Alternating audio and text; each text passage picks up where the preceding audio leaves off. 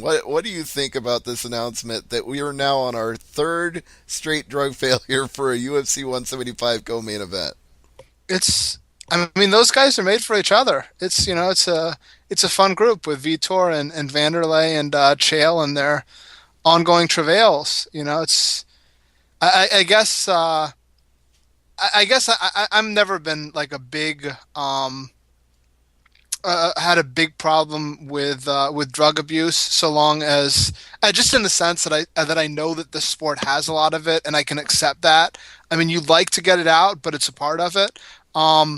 What bothers me is when it feels like it's an uneven playing field, and at least with these guys, in their histories, it doesn't feel like any of them are getting a leg up on the others. No, it's either a very even playing field because they're all cheating, or it's a very even playing field because they've all been caught. I don't know which way you want to look at that. Well, I mean, those two things pretty much go hand in hand.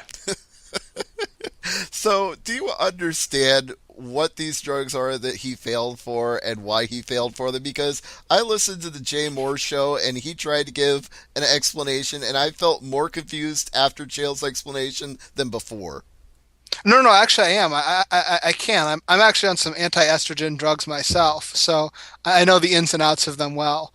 No, I actually am. I'm actually not. No, I mean these. You hear a lot of drugs sort of come up, and you're familiar with the more common ones that become an issue within the sport. These um, are not drugs that come up that much. I mean, not your sort of standard testosterone boosting drugs. So a little sort of, a little out of the ordinary, which speaks to, the fact that Chael is trying to deal with the issues that arise from obviously having to get off the TRT, which does present real issues, even if the usage of TRT and related drug tests sort of cast doubt on the I guess sort of goodwill of the people that are filling these tests. As I understood it, and I'm going to paraphrase, and his explanation was, I was out of competition.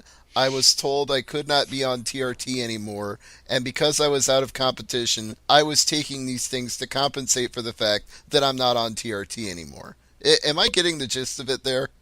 I haven't heard the interview yet, so I mean, I would hope that he would frame it somewhat differently than that because I mean, out of competition is I mean complete bullshit. I mean, I mean That's kind of how I felt when he said it, so we're on the same wavelength then.